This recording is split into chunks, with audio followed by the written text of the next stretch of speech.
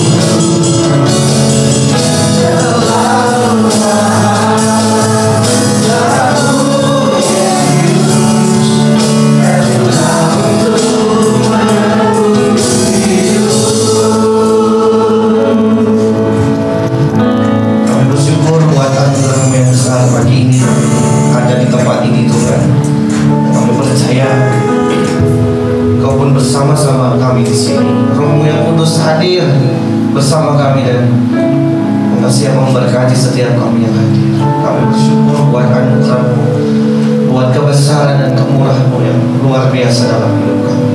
Tuhan, sebentar kami mendengar firman-Mu, urapi hamba-Mu, dan setiap firman yang ditabur boleh jadi kekuatan bagi kami. Dalam nama Yesus kami berdoa. Haleluya. Amin. Silakan duduk Bapak Ibu Saudara. Shalom.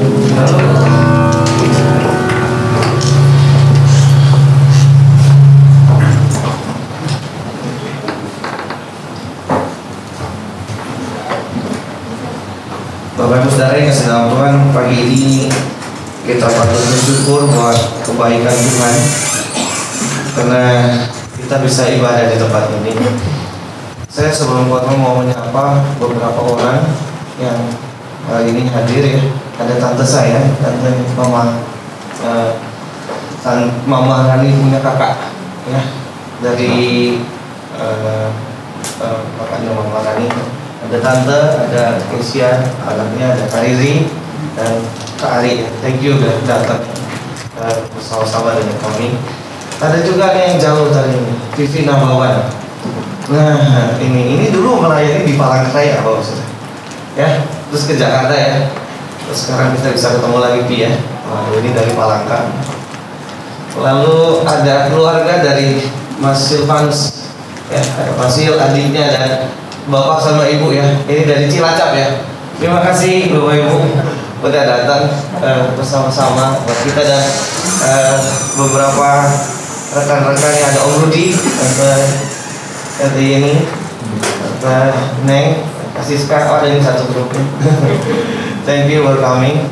Ini ada mahasiswa juga datang, ada Seno, Marta dari kita, thank you, dan teman-teman semua yang melayani. Baik, saya mau bersaksi Bapak Ibu Saudara, tempat ini adalah tempat yang bisa dikatakan Tuhan berikan buat kita bisa pakai buat beribadah ya.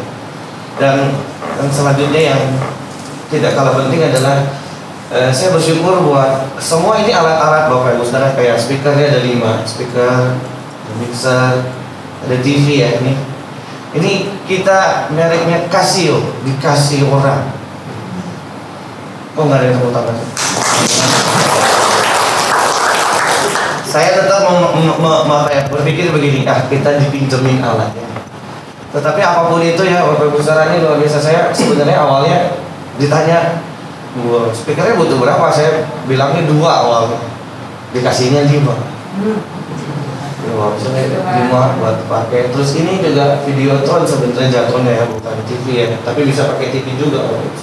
Sama bracket-bracketnya, ini bracketnya nggak ada, jadi kan kita nggak boleh pasang. Akhirnya dibeliin bracket, gitu. Saya tuh sampai jujur waktu itu saya ngomong di doa, waktu hari Rabu kita doa, saya bilang, saya takut. Satu sisi saya bersyukur, tapi satu sisi saya takut. Jangan sampai hati kita berubah di hadapan hanya karena alat-alat. Amin. Amin. Yang paling utama dalam gereja itu adalah kuasa Allah dan firman Tuhan. Amin ya. Ini sarana saja Bapak Ibu. Sarana yang Tuhan berikan. Sehingga hati kita tidak terpaut dengan ini. Dan ukurannya bukan ini. Ukuran sebuah gereja itu bukan karena fasilitasnya lengkap, alatnya dan tempatnya. Ukuran dari gereja itu adalah jiwa-jiwa yang bertumbuh. Setuju? Amin. Ya, kita pakai semua ini sebagai sarana supaya iman kita bisa dibina dengan lebih baik di tempat ini. Amin ya Bapak Ibu. Ya, kalau saya melihat pelayanan gereja kita, perjalanan beberapa orang di sini ikut dengan saya dari awal. Ini tidak mudah Bapak Ibu. Makanya saya pernah bilang ya, seumur umur saya pelayanan ini belum pernah ada alat-alat begini, belum pernah gitu. Biasanya pelayanan sederhana. Di sana kita biasanya cuma pakai 2 ampli. Sekarang dengan adanya begini saya jadi merasa, dalam bahasa saya, nggak enak hati sama Tuhan, malu saya. Kenapa dia terlalu baik?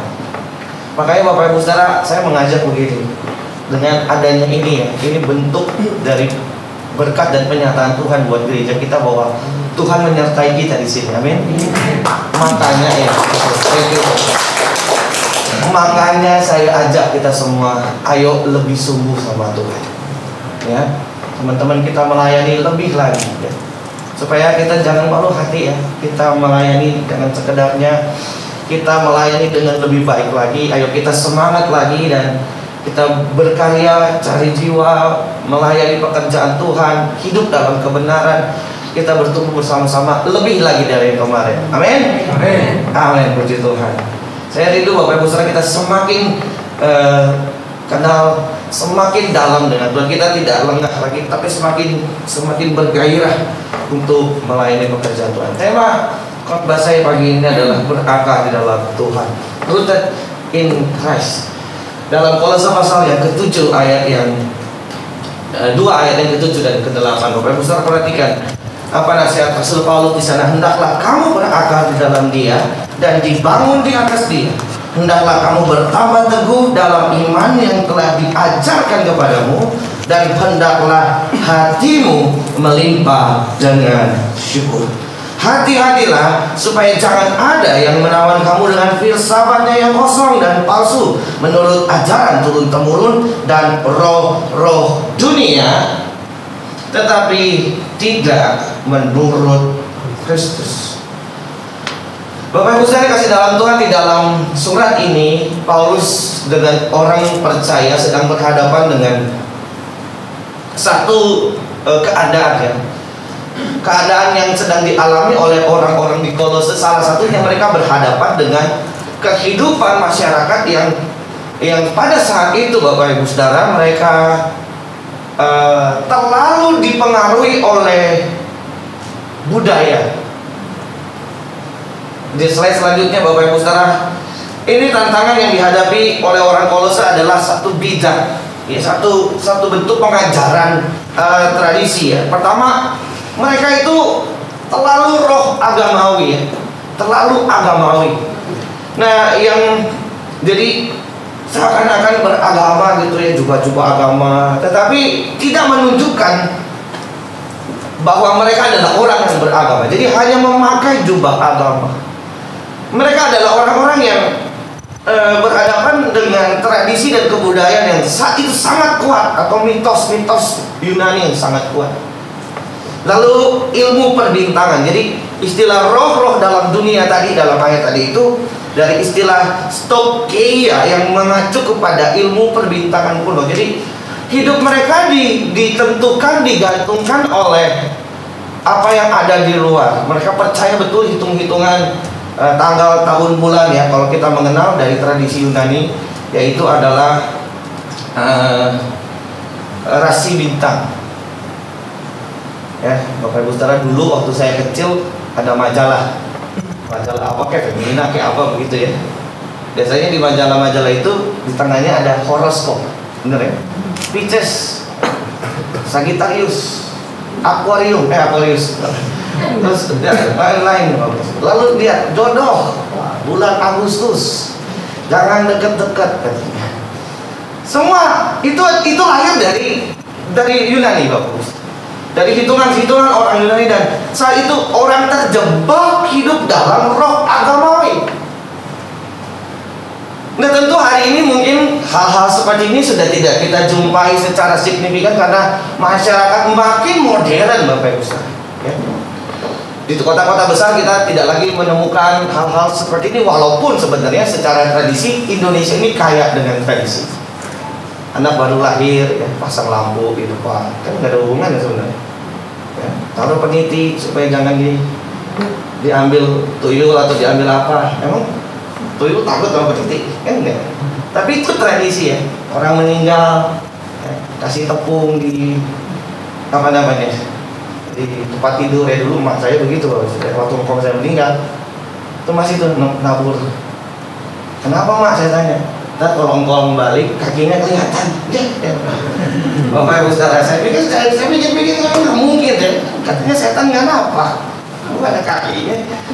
Jadi sesuatu yang sebenarnya tidak tapi itu menguasai hidup banyak orang, menguasai pikiran banyak orang. Nah tentu hal-hal seperti itu sekarang mungkin dengan bertambahnya majunya dunia, ya mungkin anak-anak milenial sekarang nggak pernah ngalamin gitu ya. Tetapi Bapak Ibu Saudara, saya mencatat ada 3 hal yang paling berbahaya roh spirit zaman yang muncul belakangan ini. Yang pertama namanya relativisme. Ini bahaya Bapak. Ini satu pandangan begini, pandangan tentang gini, hidup itu dinilai secara relatif, termasuk kebenaran-kebenaran Alkitab. Jadi semua orang punya sudut pandangnya sendiri-sendiri. Hal ini membuat kebenaran tidak lagi menjadi satu standar yang mutlak pada setiap orang merasa dirinya yang paling benar. Gambaran ini Bapak Ibu Saudara, ya, falsafah ini membuat orang yang hidup itu bisa suka-suka sendiri, bahkan mereka memilih untuk menjadi free thinking, bebas berpikir tanpa batas. Nggak heran hari ini kita menemukan ya di media sosial orang ngomong apa aja, orang berdebat apa aja, ya kan? Dan menganggap mereka semua yang paling benar, seakan-akan nggak ada bonus, nggak ada batas lagi Bapak Ibu Saudara. Yang mana nih? Mana garisnya yang benar? Nggak ada Bapak Ibu. Seorang yang punya pandangan dan menurut saya benar, kalau menurut saya benar, dan lain sebagainya. Ya, dalam bahasa beberapa kajian ada istilah yang lebih populer, kalau diturunkan jadi istilah populer, bahasanya semau gue. Ini mulai aktif dan berkembang di kehidupan masyarakat saat ini, terutama di negara-negara maju. Tidak ada lagi batas untuk menyatakan kebenaran yang sesungguhnya. Apalagi internet Bapak Ibu Saudara yang makin canggih, teknologi makin canggih, membuat akhirnya kita banjir informasi. Kita mau buka apa aja, tanya apa aja. Jadi dulu ada istilah gini, from God to Google. Karena di Google mulai dari bumbu masak sampai cari jodoh ada. Coba deh. Kita kalau apa-apa googling kan, ya gitu.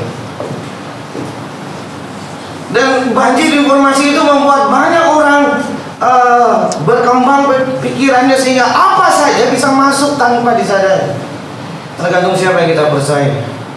Makanya dalam era sekarang namanya post-truth itu adalah bukan masalah kontennya isinya benar apa salah, bukan, tapi siapa yang bicara. Itu sangat mempengaruhi. Makanya lahir influencer, banyak orang yang mempengaruhi. Nah masalahnya kalau yang mempengaruhi itu salah jalan kita. Yang kedua namanya hedonisme. Ini adalah pandangan yang mengatakan manusia itu hidup untuk kenyamanan. Hedonisme itu punya pandangan berkata hidup itu cuma sekali, maka senang-senanglah dan nikmati hidup.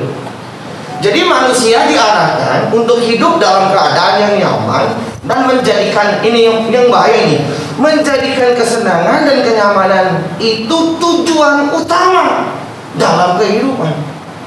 Sehingga banyak orang berlomba-lomba untuk mengejar kesenangan hidup yang fana. Saya mau tanya, tolong jawab jujur. Senang boleh nggak? Kok takut-takut sih? Boleh lah. Mau lihat pantai, silakan. Mau ke gunung, monggo. Mau jalan-jalan, jauh dikit ya, juga silakan. Mau keliling Indonesia juga boleh. Kalau nggak bisa keliling Indonesia, ke Taman Mini. Kan keliling Indonesia juga. Jauhan dikit ada Bogor, ada sampai luar negeri boleh, silakan. Kalau Tuhan berkati kita, nggak apa-apa kok. Kalau Tuhan berkati kita, silakan nikmati itu. Tapi ini masalahnya, itu bukan tujuan utama hidup di sini. Hidup kita bukan untuk senang-senang semata. Hidup kita kan nggak selamanya jalan-jalan. Jalan-jalan paling lama seminggu. Ke Bangkok paling lama seminggu, pulang Jakarta lagi, macet lagi. Masalahnya ada orang yang menjadikan ini jadi satu utama sehingga ini yang harus dipenuhi dalam kehidupan. Dan orang mulai menikmatinya, Bapak Ibu Saudara. Hidup di dalam hal-hal yang demikian satu kali dan bersenang-senanglah dalam hidup. Salah. Tetapi ini yang muncul. Dan yang lebih mengerikan ini terakhir, namanya materialisme, roh dan spirit dunia. Paham ini mengajarkan bahwa materi adalah tujuan dan ukuran tertinggi dari manusia. Jadi ukuran keberhasilan kita atau kesuksesan hidup hanya dilihat dari materi, dan segala sesuatu diukur dari materi. Orang itu sukses kalau kaya, nggak salah, betul. Tetapi sukses itu apa dulu? Kalau sukses cuma ngumpulin harta, kita terjebak dengan paham ini. Karena Bapak Ibu Saudara, orang mengukur manusia itu dari materi apa yang dia punya. Makanya seringkali ini tanpa disadari Bapak Ibu Saudara mengubah hal yang melekat sebenarnya dalam hidup manusia. Kalau kita mengukur orang dari materi, nanti kita lihat orang itu dan dia ngomong apa aja kita iyain. Karena kita pikir dia, wah ini hebat nih, ada duitnya nih, atau gimana, ini jabatannya tinggi dan sebagainya. Kita hanya ukur orang dari situ. Padahal tidak semuanya begitu, apalagi di Indonesia. Di Indonesia belum tentu orang yang ada dalam posisi tertentu punya kualitas hidup yang benar, belum tentu. Makanya saya pernah bilang ya, Bapak Saudara, dan saya berkata, orang kayak saya mendidik anak saya terutama. Tidak semua anak yang juara 1 di kelas juara dalam kehidupan. Tidak semua, benar. Mau di kelas dia pintar, kognitif pintar, tapi waktu terjun di lapangan belum tentu. Mahasiswa juga gitu, pintar, nilainya A semua, A amin gitu, hebat. Coba kirim ke daerah, coba masuk ke pedalaman, belum tentu.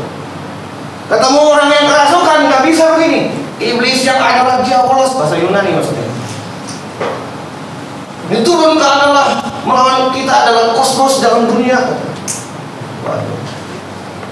Kata iblisnya, domestos novos sama. Tak nyamuk.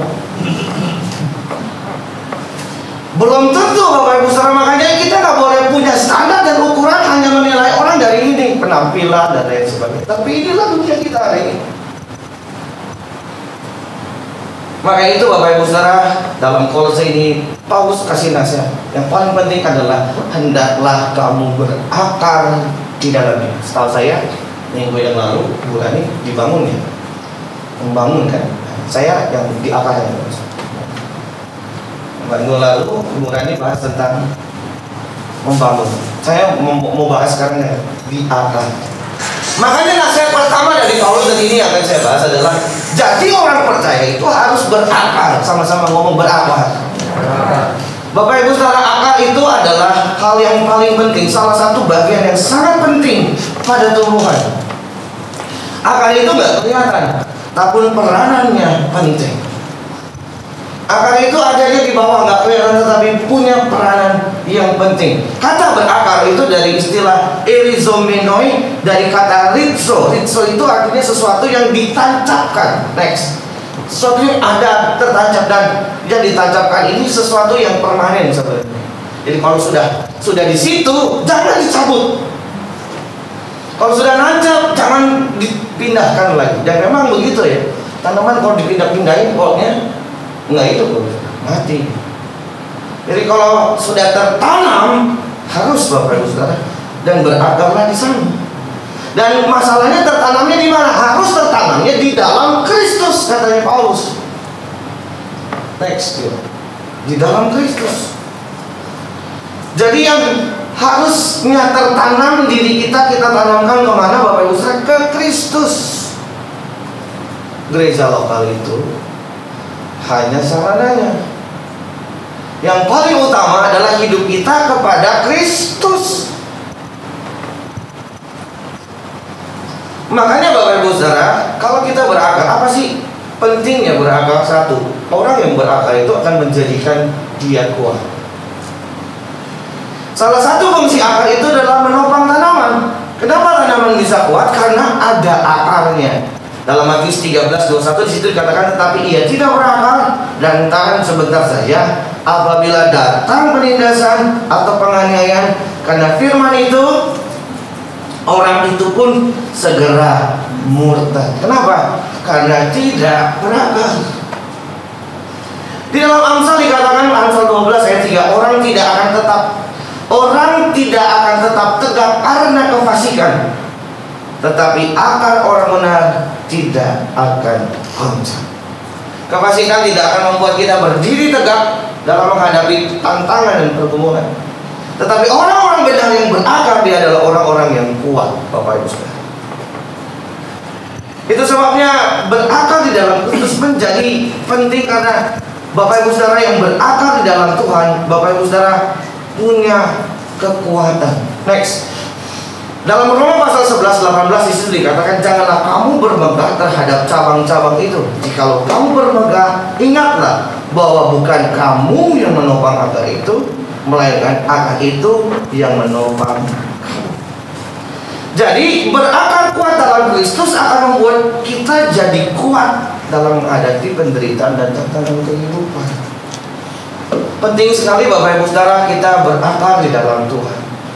Dan saya sangat rindu komunitas ini adalah komunitas yang membuat akar rohani kita semakin dalam dengan Tuhan. Amin. Makanya Bapak Ibu Saudara, saya rindu di tempat ini, di gereja ini. Firman Tuhan itu harus firman Tuhan yang benar-benar mengajar. Firman Tuhan yang benar-benar mengajarkan setiap jemaat untuk mengalami pertumbuhan secara rohani. Bukan sekedar firman Tuhan yang sedap di telinga saja. Bukan saja itu, Bapak Ibu. Makanya mohon maaf Bapak Ibu Saudara, seringkali kami saya, Ibu Nadi, Pak Benza itu, kita belum undang orang luar, karena memang bagian kita saat ini adalah merawat Bapak Ibu Saudara supaya akarnya kuat dulu.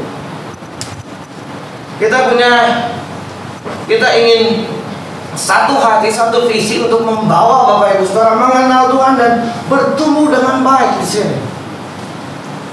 Makanya mohon maaf seringkali mungkin firmannya kok keras amat ya, kok kita diajarkan bentuknya seperti pengajaran dan sebagainya. Karena memang itu yang kita inginkan. Bapak Ibu Saudara nggak akan kuat kalau hanya dengar khotbah-khotbah yang ketawa-ketawa saja. Jadi datang hari Minggu, senang-senang ketawa-ketawa, pulang tanya khotbah apa? Nggak tahu, yang penting pendetanya lucu. Waduh, kalau mau lucu mah nonton Sule aja, udah lucu dia. Tetapi gereja menjadi tempat yang membawa setiap kita untuk mengalami Tuhan secara khusus, berakar dalam Tuhan. Sayangnya, sedihnya hari ini Bapak Ibu Saudara, kita hanya memainkan panggung ini sebagai entertainment untuk menghibur saya. Yang itu yang saya sedihkan, bahwa jangan sampai ini hanya untuk membuat Bapak Ibu Saudara senang, nyaman, tetapi tidak bertumbuh. Itu yang saya takut. Saya jujur ngomong kemarin, doa saya ini satu sisi senang, satu sisi saya takut. Jangan kita terlena begitu. Oh, kita semakin dalam dengan Tuhan, apalagi akhir zaman Bapak Ibu Saudara sudah semakin dekat. Kita harus semakin siap menyambut Tuhan. Maka perdalamlah akar rohani kita. Dengarkanlah kebenaran firman Tuhan, belajarlah lebih dalam. Amin. Yang kedua, berakar dalam itu cirinya adalah membuat orang jadi punya kerinduan akan firman. Ini berkaitan dengan poin 1. Kenapa? Karena fungsi dari akar itu dia menyerap air dan unsur hara di dalam tanah. Jadi dia menarik nutrisi-nutrisi yang ada dalam tanah supaya dia bisa bertumbuh, memberikan suplai buat batang dan daun supaya bisa mekar. Jadi fungsi akar itu menyerap, Bapak Ibu Saudara. Nah, kalau kita berakar di dalam Kristus, kita adalah orang-orang yang rindu menyerap kebenaran itu, firman Tuhan itu. Dan di dalam Alkitab Bapak Ibu Saudara, firman Tuhan itu adalah makanan rohani kita. Firman Tuhan itu membuat kita bertumbuh, membuat kita hidup di dalam kebenaran sebagai makanan rohani. Bapak Ibu Saudara, dalam aktivitas kita dari hari Senin sampai Sabtu lah, bahkan hari Minggu pun saya ikutin. Kenapa? Karena hari Minggu juga ada kegiatan. Lalu kita coba mengcover hidup kita secara rohani. Kita coba cover hidup kita secara rohani dalam waktu 2 jam di gereja. Itu pun firman Tuhan cuma 30 menit. Sekarang gereja jadi makin cepat 1 jam. Khotbahnya 30 menit. Dan Bapak Ibu bisa bayangkan 30 menit itu mau mengcover seluruh aktivitas kita dari Senin sampai Minggu. Makanya Bapak Ibu kalau kita nggak punya gairah untuk proaktif bertumbuh mencari kebenaran itu, mencari Allah, mencari firman-Nya, saya khawatir kita tenggelam. Dalam 30 menit itu pun belum tentu Bapak Ibu saudara dan saya bisa menyerap banyak. Karena masing-masing orang punya pertumbuhan spiritual yang beda-beda. Ada orang yang sedang cepat kalau dengar, tapi ada orang yang mesti lihat. Makanya saya pakai PowerPoint. Mungkin kalau melihat akan lebih membantu kan gitu ya. Itu pun tidak semua bisa kita serap Bapak Ibu saudara. Kita bisa tangkap. Makanya saya lagi betapa pentingnya kesadaran dari Bapak Ibu saudara saya untuk bertumbuh ini. Dengar firman, bacalah buku-buku rohani, masukkan sesuatu yang bermanfaat Bapak Ibu.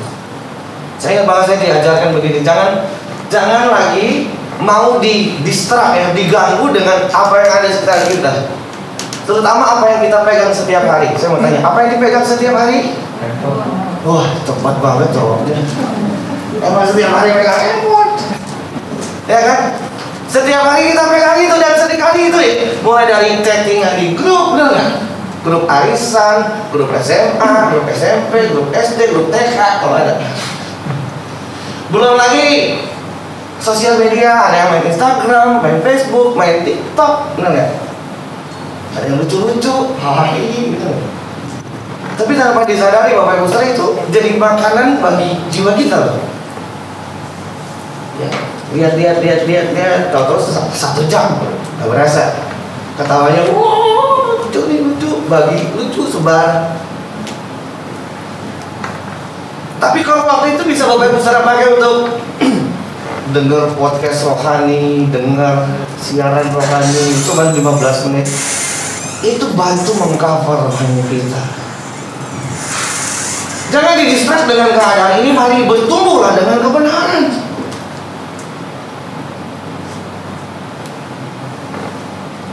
Dan kita pun masih berusaha, saya pun berusaha untuk menyediakan makanan rohani ke depan Bapak Ibu saudara. Bukan cuma hari Minggu, tapi nanti saya coba mau mencobanya lewat media lain, media yang ada ya, platform yang ada untuk diisi ya, kita mengisi, mengcover ini dengan baik. Ya mungkin cuma 10-15 menit, tapi sesuatu yang bisa membantu Bapak Ibu saudara mengalami Tuhan. Yang terakhir adalah berakar itu membuat kita semakin dalam dengan Tuhan. Kenapa? Karena akar itu akan terus masuk ke dalam dan merambat di dalam untuk menemukan sumber air. Korma itu ternyata Bapak Ibu saudara bisa nonton juga di YouTube. Bertumbuhnya itu pertama kali ke dalam, bukan ke atas. Saya dikasih tahu bahwa kalau nanam korma itu di atasnya biji korma ya, benihnya malah ditutup batu. Karena korma bertumbuhnya bukan ke atas pertama, tapi bertumbuh ke bawah. Kenapa? Dia di padang pasir loh. Air dalam. Jadi korma itu akan cari air dulu, dalam dulu, kuat dulu, baru dia ke atas. Yang menarik korma itu begitu, dia udah kuat, baru dia lawan batunya deng gitu ke atas. Kenapa dia mesti kuat dulu? Karena padang pasir itu ekstrim, padang gurun. Kalau panas banget, kalau dingin banget, dan keadaan padang gurun tidak pernah bisa ditebak. Kadang ada angin, kadang nggak ada angin, kadang anginnya kencang, kadang ada badai, nggak bisa ditebak. Bayangin kalau toge yang tumbuh di situ, 5 menit hilang, baru ditaruh kena angin, dia tumbuh di pojok. Makanya korma dalam dulu. Nah, ini harus jadi ciri orang Kristen akhir zaman yang mencari kedalaman dengan Tuhan terlebih dulu. Masalahnya banyak orang mencari yang tampak di luar lebih dulu, dalamnya enggak. Padahal yang membuat tampilan luar kita makin kuat adalah kalau kita ke dalam dulu. Termasuk gereja harus dalam dulu. Jadi yang paling utama tadi saya bilang adalah firman-Nya dalam dulu. Ini cuma bonus. Bukan ini fokus utamanya. Oh besok kurang apa nih? Sekarang kerjanya, oh kurang speaker, tambah lagi 2. Kayaknya kalau lampunya ini kurang ini, mesti pakai lagi, nambah lagi lighting. Lama-lama kita sibuk mikirin alat aja, lupa ngajar. Itu yang saya takut. Makanya kita coba cari kedalaman dengan Allah lebih dulu.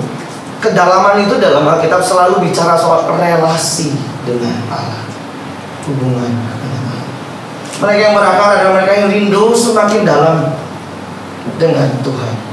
Ayat yang terakhir, lihat Daud, sebab lebih baik 1 hari di pelataran Tuhan daripada 1000 hari di tempat lain.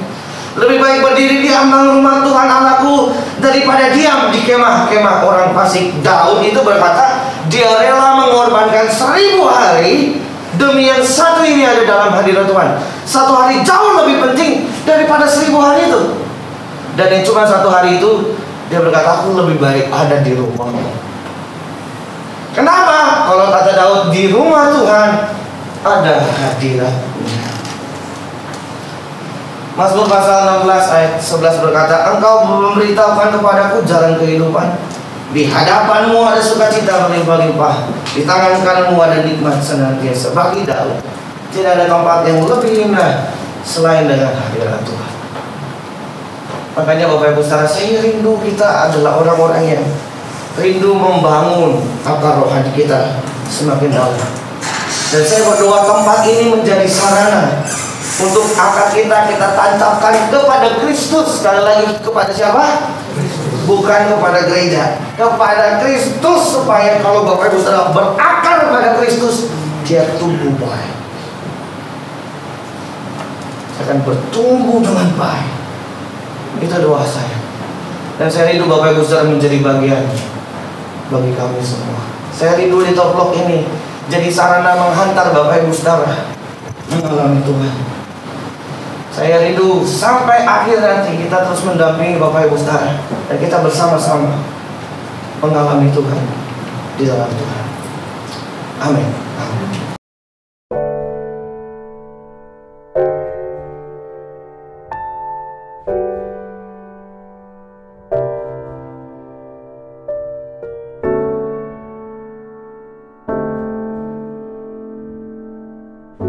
Kita berdoa dulu, dan setelah itu kita akan masuk dalam sakramen perjamuan kudus. Setelah kita akan menyembah Tuhan.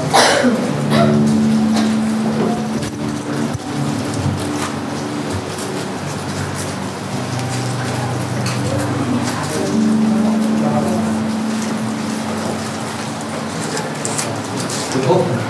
Ada yang belum dapat?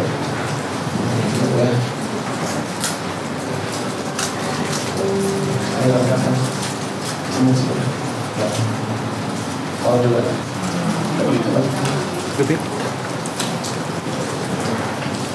Baik Bapak Ibu saudara, kita tundukkan kepala. Tuhan, kami bersyukur untuk anugerah-Mu, untuk firman yang boleh kami dengar pagi ini. Tuhan, kami mohon kemurahan dan kekuatan-Mu untuk kami boleh mengalami Engkau dan terus masuk dalam rencana untuk hidup. Jadi orang-orang Kristen yang terus tertanam dan berakar di dalam Tuhan, orang-orang yang kuat di akhir zaman, yang akan membawa terang Tuhan kemanapun kami pergi. Dalam segala keterbatasan yang kami miliki, kami mau bertumbuh di dalam Tuhan, dan kami mau siap masuk dalam kekekalan bersama dengan Tuhan. Tuhan memberkati roti dan anggur, lambang tubuh dan darah-Mu, sehingga setiap kali kami mau makan dan meminumnya boleh mendatangkan kebaikan bagi kami. Kami yang sakit Tuhan sembuhkan, kami yang lemah Tuhan kuatkan, kami yang terikat Tuhan lepaskan. Kami percaya Tuhan kuasa-Mu dalam kehidupan kami. Terima kasih Bapa, di dalam nama Yesus kami berdoa. Amin. Bapak Ibu saudara, angkat roti di atas kepala kita tinggi-tinggi, dengarkan firman Tuhan yang berkata, sebab apa yang telah kuteruskan kepadamu telah aku terima dari Tuhan, yaitu bahwa Tuhan Yesus pada malam waktu Ia diserahkan mengambil roti, dan sesudah itu Ia mengucap syukur atasnya. Ia memecah-mecahkannya dan berkata, inilah tubuhku yang diserahkan bagi kamu. Perbuatlah ini menjadi peringatan akan aku. Bukankah roti yang kita pecah-pecahkan adalah persekutuan dengan tubuh Kristus? Mari kita terima dengan hati percaya dan bersyukur dalam nama Yesus.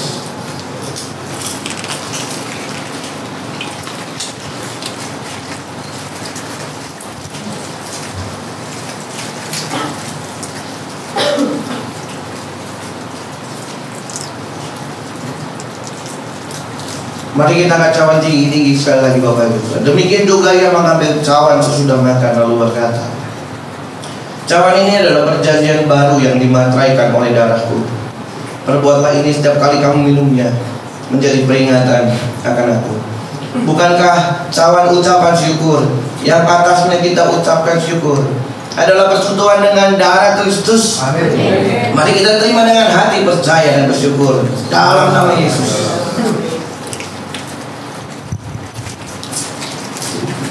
Mari Bapak Ibu Saudara kita menyembah Tuhan. Kita bawa hidup kita. Kita mengucap syukur buat seluruh kebaikan Tuhan dalam hidup kita. Haleluya. Haleluya. Haleluya. Haleluya.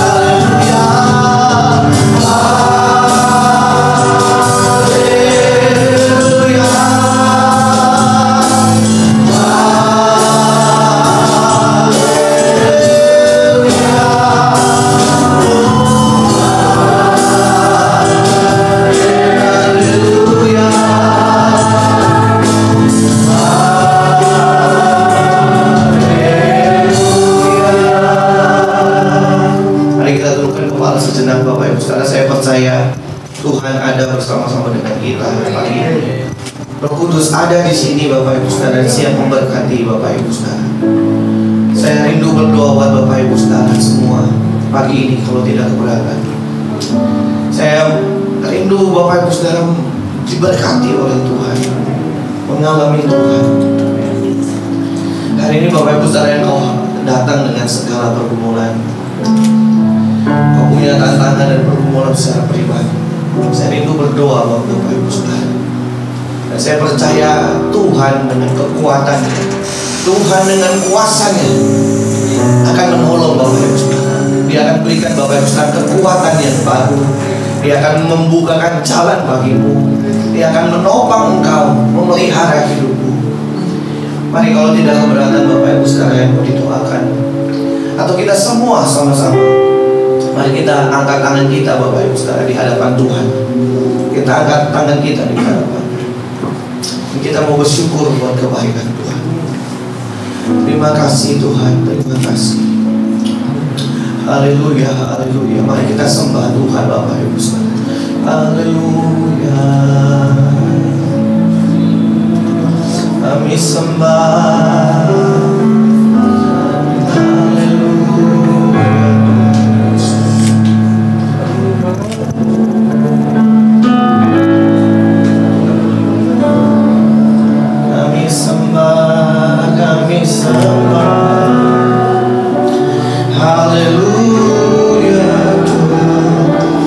Terima kasih.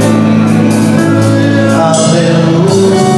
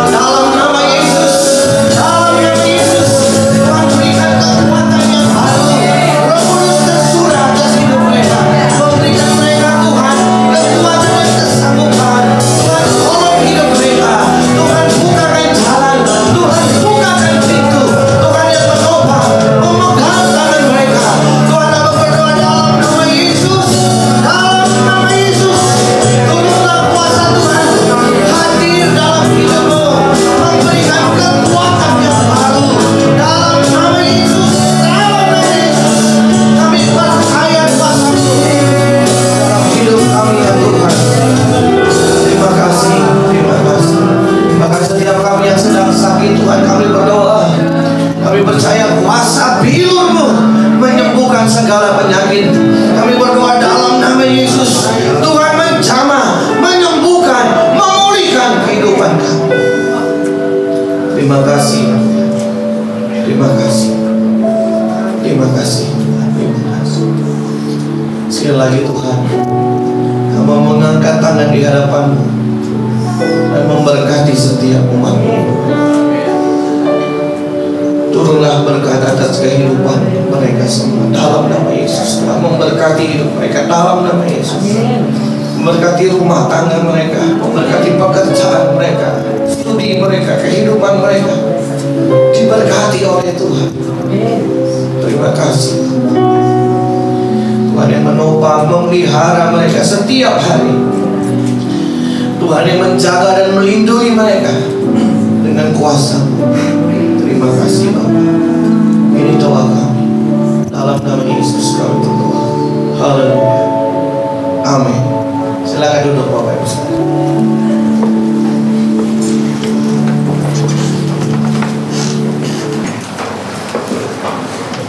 Bapak Ibu sekalian, ada beberapa pengumuman yang ingin saya sampaikan. Pertama, kita akan berdoa di hari Rabu setiap malam, Rabu malam jam 8 melalui online ya Bapak Ibu. Nah, ke depan saya akan usahakan Bapak Ibu untuk mungkin ke depan nanti saya coba cari. Akan ada waktu kita bisa berdoa secara onsite. Kemungkinan di sini, di satu ruangan atau di Kembang Isa. Nanti tergantung kita dapatnya yang mana. Mungkin sebulan baru sekali. Dan saya ingin mengajak Bapak Ibu saudara nanti kalau memang memungkinkan ada onsite, kita akan info lebih lanjut. Lalu Bapak Ibu saudara yang kasih dalam Tuhan, sekali lagi saya mengucapkan terima kasih buat kehadiran Bapak Ibu saudara semua, ya, bahkan yang dari Cilacap, bahkan Bapak Ibu saudara yang ada di depan mata saya aja, saya lupa padahal di depan Mega sama Feby ya. Tadi semua sama ujung-ujung, dia di depan lupa. Sorry ya, thank you ya. Ini luar biasa ya, anak muda yang dipakai Tuhan luar biasa, boleh hadir mendukung acara hari ini, ya. Lalu Bapak Ibu saudara, saya mau panggil Risti ya, panggil dulu Risti sama Dupin. Ini berulang tahun Bapak Ibu, ya. Katanya Dupin dia nggak mau maju sendirian. Saya Dupin kan kita doain. Mau sendiri sama hari ini. Ya kita ada. Risti juga beda sehari ini. Ke depan nanti kita berdoa sama-sama. Diajak aja di sini. Dupin dulu deh sambil nunggu kan Risti. Gimana? Ada lagi Om? Kita lihat.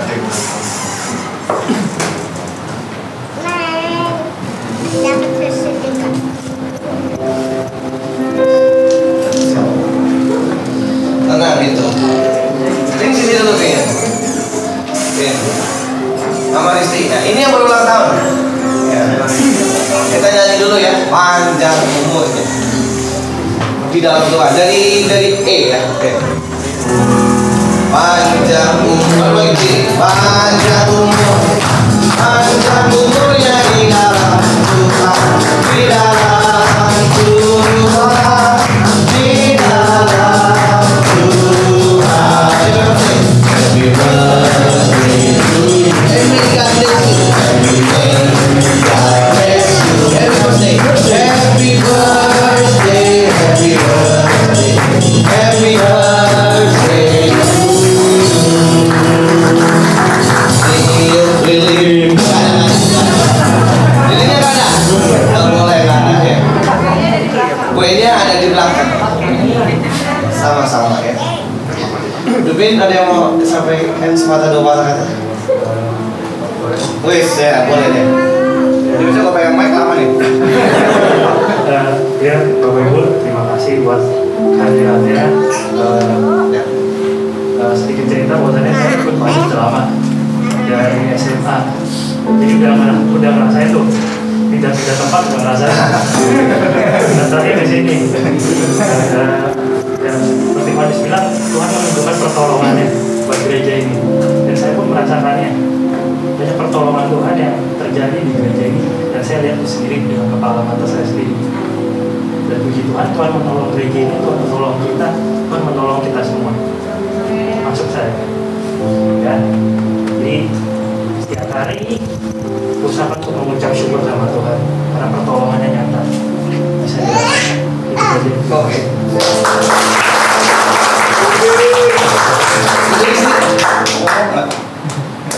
Ini guru sekolah minggu kita Bapak Ibu. Kakak sekolah minggu ya. Ya, terima kasih Bapak Ibu. Saya cuma hanya bersyukur di umur yang Tuhan telah tambahkan saat ini. Saya juga bersyukur masih setia di gereja ini. Walaupun jauh dari Cikarang. Tapi senang bersama-sama, bertumbuh bersama-sama di gereja ini bersama Bapak Ibu di tempat ini. Terima kasih Gembala. Ibu Gembala juga terima kasih buat perhatiannya. Dan terima kasih itu aja. Mari kita berdoa, kita arahkan Tuhan kita buat mereka Bapak Ibu serahkan tangan. Tuhan, kami bersyukur buat anak-anakmu yang Tuhan jaga dan pelihara. Buat Risti Tuhan yang telah tambahkan umur 1 tahun lagi, Tuhan kami berdoa berkati Risti dalam kehidupannya. Tuhan berkati kehidupannya secara pribadi, apa yang dia inginkan, apa yang dia inginkan. Tuhan tolong, Tuhan bukakan jalan. Tuhan memberkati Charles suaminya dan Kay anaknya. Tuhan, Kau menjaga keluarga ini, Kau memberkati mereka. Tuhan, biarlah berkat-Mu tercurah atas hidup mereka. Berkat-berkat yang Allah telah siapkan dalam kehidupan mereka, Tuhan jaga dan lindungi. Tuhan, biarlah semakin dalam dia mengenal Tuhan, semakin kuat dia menjadi anak-anak-Mu Tuhan. Dan Tuhan berikan kemampuan, kekuatan terus dalam kehidupan. Sekali lagi Tuhan menopang kehidupan Risti dan keluarga. Dan berkat Tuhan dicurahkan. Kami berdoa juga buat Dupin, berberkati masa depan Dupin Tuhan ada dalam tangan Tuhan. Dalam studi, dalam pekerjaan Tuhan, Engkau menjaga dan menopang hidupnya. Kau terus pakai dia menjadi alat-Mu yang luar biasa. Tuhan sertai dia, Tuhan lindungi dia. Tuhan, Engkau tahu cita-citanya. Mari Tuhan jawab kehidupannya. Dan Tuhan akan terus pakai dia menjadi alat-Mu yang luar biasa.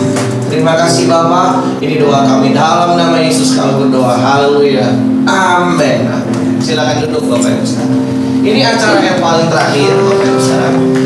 Sebelum kita doa berkat, ada dadakan juga ada request dari yang mengatakan karena ini ibadah perdana, ada yang minta Ibu Gembalanya dengan Bapak Gembala. Saya sebenarnya suaranya nggak bagus ya saya bikin vokal aja.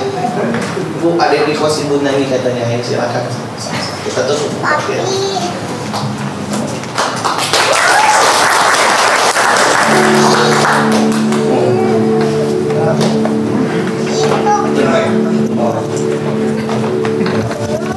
Itu bukan bukunya.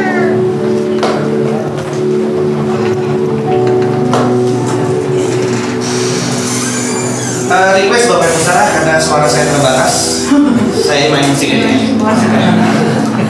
Oke, shalom Bapak Ibu. Senang sekali hari ini kita bisa bertemu di sini ya. Puji Tuhan. Kita mau nyanyikan satu lagu. Lagu ini diciptakan oleh Bapak rohani kami berdua yang dengan segala pergumulan kami selama kurang lebih setahun belakangan ini dalam pelayanan juga dalam kehidupan pribadi ya, melalui Bapak rohani kami ini kami semakin dikuatkan. Jadi memang ini adalah sebuah bentuk sukacita, juga sebuah bentuk berkat dari Tuhan bagi kami. Judulnya anak STT Kumene masih tahu. Jikalau bukan Tuhan yang menolong hidupku, kita mungkin gak akan pernah ada sampai hari ini. Semoga bapak-bapak, ibu-ibu yang sudah senior menyukai karena iramanya cocok banget ya. Yang muda-muda berusaha untuk menyukai iramanya saja, oke?